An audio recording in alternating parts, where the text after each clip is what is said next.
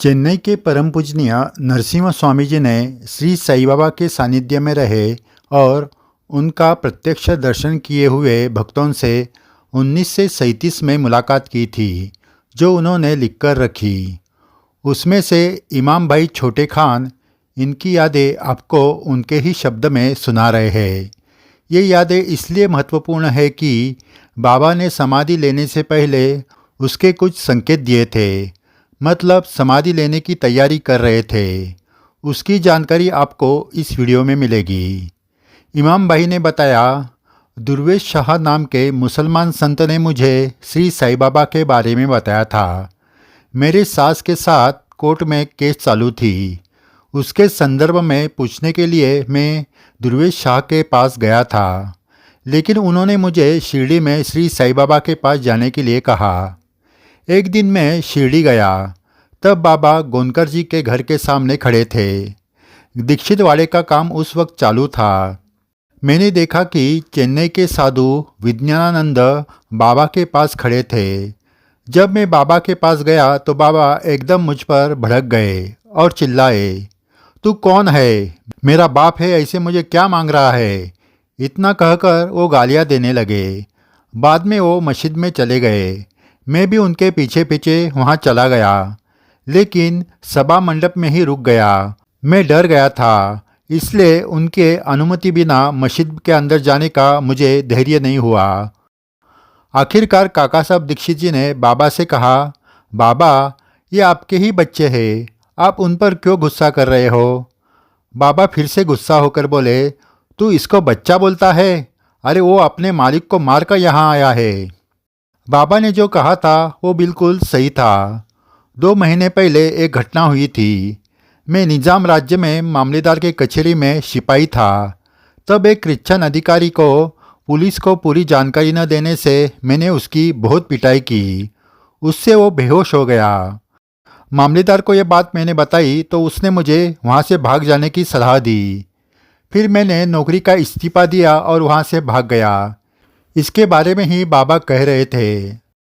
2-3 दिन के बाद जोग और दीक्षित जी ने बाबा से बहुत विनती की, तब बाबा मुझे दर्शन देने के लिए तैयार हो गए। मैं मस्जिद में गया और बाबा का दर्शन लिया। बाबा ने कहा, डरो मत, अल्लाह मालिक है। उस वक्त मैं लगभग 2 महीने शिरडी में रुका था। 2 महीने बाद बाबा ने मुझे कहा, तू अब अपने गांव वापस जा। तेरी जमीन की शिकायत दूर होगी और सगे संबंधी से अच्छे रिश्ते होंगे। फिर मैं अपने गांव चला गया। मेरी जमीन पर से ही सास के खिलाफ कोर्ट में केस चालू थी। 7 साल बाद मैं वो केस जीत गया। दूसरी बार शिरडी गया तो मैं बाबा का दर्शन लेकर तुरंत वापस आने की तैयारी से मस्जिद में गया। वहाँ बाबा के सामने म्हालसापति और मौसी बाई बैठे थे। मेरे वहाँ जाते ही बाबा ने उन्हें कहा, लोग मेरी सुनते नहीं है, चोर कही के भाग जाते हैं। फिर पाँव में कांटा लग जाता है और माँ खो जाती है। मैं तो जल्दी में था, इसलिए बाबा का दर्शन लिया और उनकी अनुमति न लेकर ही वैसे ही गांव चला गया। घर जाने के बाद बाबा के शब्द सत्य हुए। मेरी माँ जंगल में लकड़ी लाने गई थी, तब उसके पाँव में एक बड़ा कांटा लगा। वो घर आ गई। कांटा लगने से उसका पाँव सूज गया। मैंने बहुत इलाज करवाए, लेकिन 8-10 दिन के बाद माँ का देहांत हो गया। मेरे माँ के देहांत के बाद मैं चौथे दिन तीसरी बार शिरडी गया। जेब में एक पैसा भी नहीं था, हाथ में काम भी नहीं था। बाबा कुछ मदद करेंगे ये विश्वास था। शिरडी में 1 महीना रहने के बाद बाबा ने मौसी बाई को कहा, उदी लेकर जाना चाहिए। ये शब्द मेरे लिए थे। मुझे उनका अनुभव था कि अगर उनको अ व्यक्ति को कुछ कहना होता था तो वो ब व्यक्ति से कहते थे। कभी उनके सामने बहुत सारे भक्त बैठे होते थे, तब उसमें से किसी एक भक्त को कुछ कहना होता तो बाबा सबको देखकर बात करते थे। फिर जिसके लिए वो बात कही जाती थी वो समझ जाता था कि बाबा ने उसके बारे में ही कहा है। दूसरे दिन सुबह मैं बाबा के दर्शन के लिए गया तो बाबा ने मेरे हाथ में उदी देकर कहा, तू जब घर पहुंचेगा तो दरवाजे में एक बूढ़ी औरत दिखेगी। वो तुझे जो कुछ देगी वो लेकर क्रियाकर्म कर। मेहमान भी बहुत आए हैं, सबको खाना देना।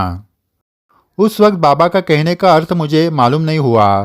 जब मैं घर गया तो देखा कि काजी की बूढ़ी विधवा मेरे दरवाजे के बाहर खड़ी है। उसने मुझे 50 रुपये दिए और माँ का क्रियाकर्म करने के लिए कहा। वो माँ का 40वां दिन था। हिंदू लोग जैसे श्राद्ध करते हैं वैसे हम भी हमारे धर्म के अनुसार उसका पालन करते हैं। फिर मैंने क्रियाकर्म करके सभी मेहमानों को भोजन दिया। 1 महीने बाद मैं फिर से चौथी बार शिरडी गया। जब मैं बाबा का दर्शन करने लगा तो बाबा ने कहा, तेरे घर गुलाब आया है। ये सुनकर मैं बाबा का दर्शन लेकर घर वापस गया। वहाँ देखा तो पत्नी ने एक बच्चे को जन्म दिया था। मैंने उसका नाम गुलाब रखा। मैं 5वीं बार शिरडी गया तो दर्शन के बाद बाबा ने मुझे घर वापस जाने की अनुमति नहीं दी। लेकिन घर जाने के लिए इतना उतावला हुआ कि मैं वैसे ही घर जाने लगा। तब बाबा ने कहा, लोगों को जाना नहीं चाहिए। लेकिन वो गए तो वो तूफान और आग के गोले में फंसकर उनको बहुत मुश्किल का सामना करना पड़ेगा। ये उन्होंने किसके लिए कहा था वो मेरे समझ में नहीं आया। मैं वहाँ से भागते भागते 2 घंटे में 2 मील चला गया। तब तक शाम हो चुकी थी। मैं नदी के किनारे से जा रहा था। थोड़ी देर में सूर्यास्त हो गया। रास्ते में वारी गांव के पाटिल मुझे मिले। उन्होंने कहा, आगे मत जा, आकाश में बादल छाए हुए हैं, तुझे तकलीफ होगी। मैंने कहा, मेरा गांव यहाँ से 4 मील दूर ही है, मैं आराम से पहुँच जाऊँगा। मैं आधी दूर चलकर जाने के बाद अचानक बारिश चालू हो गई और एकदम जोर से बिजली का आवाज़ होकर बिजली मेरे सामने एक पेड़ पर गिर गई। उस पेड़ को आग लगी और वो पेड़ मेरे सामने गिर गया। वो रोशनी देखकर मेरी आंखें अपने आप बंद हो गई। मैंने आँख खोली तो देखा कि मेरे सामने 2 कुत्ते लेकर बाबा खड़े हैं। मैंने उनको प्रणाम किया तो बाबा गायब हो गए। फिर मैं वैसे ही आगे चलने लगा। मेरे गांव से एक नदी बहती है, उसको बाढ़ आई थी। मैं वैसे ही उस नदी में चला गया और चलकर उस नदी के दूसरे किनारे पहुंच गया। मैंने पीछे मुड़कर देखा तो चकरा गया, क्योंकि नदी में बाढ़ से इतना पानी भरा था कि उसकी गहराई 20 फीट तक तो ज़रूर होगी।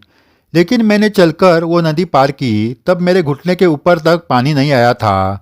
ये सब बाबा का करिश्मा था। अब मैं आपको बाबा के समाधि के पहले क्या क्या हुआ ये बात बताता हूँ। शिरडी में हरिद्वार बुआ नाम के भक्त 8 दिन आकर रुके थे। एक दिन वो स्नान करने के लिए शिव के नज़दीक के नाले पर गए। वो स्नान करने लगे तो एक पंछी उनके सिर पर बैठ गया। जब उन्होंने अपना सिर पानी में डुबाया तो वो पंछी उड़कर पेड़ पर जाकर बैठा।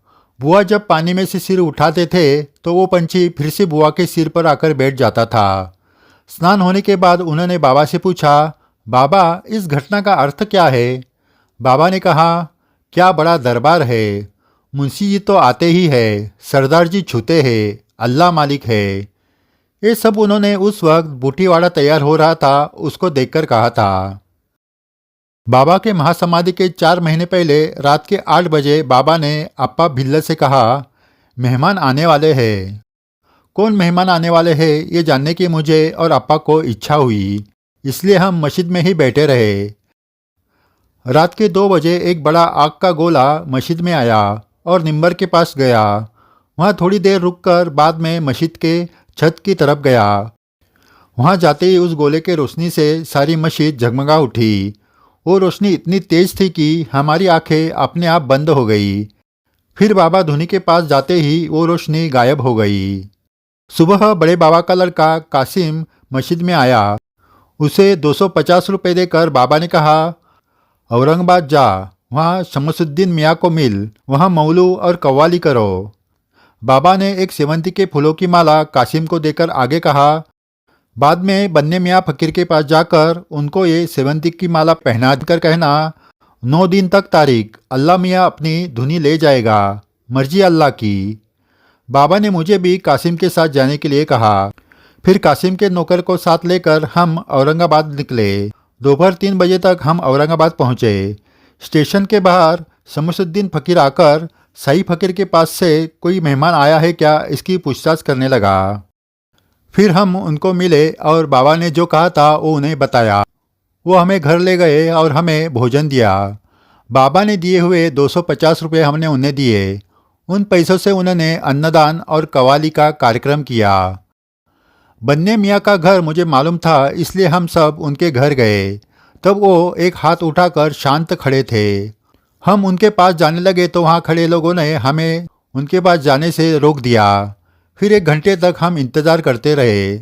आखिरकार मैंने धैर्य करके शेवंती का माला लेकर उनके पास गया और वो माला पहना दी। माला पहनाते ही उन्होंने उठाया हुआ हाथ धीरे धीरे नीचे किया। तब मैंने बाबा ने जो कहा था वो शब्द उन्हें सुनाए। बन्ने मियाँ फिर से आकाश की ओर देखने लगे। उस वक्त उनके आंखों से आंसुओं की धारा बहने लगी थी। फिर उनका दर्शन लेकर वहाँ से हम चले गए। उसके 4 महीने बाद श्री साईं बाबा ने समाधि ली। इमाम भाई छोटे खान ने और लोगों के सही अनुभव भी बताए हैं, जो आपको अगले वीडियो में बताएंगे। जय साईं राम। साईं सागर चैनल श्री साईं बाबा की अनसुनी सच्ची घटना आपके सामने लाते रहेंगे। चैनल सब्सक्राइब किया नहीं तो ज़रूर करें। वीडियो शेयर करके अपने साईं बाबा की लीला सभी साईं भक्तों को पहुँचाएं। ये साईं सेवा है। जय साईं राम।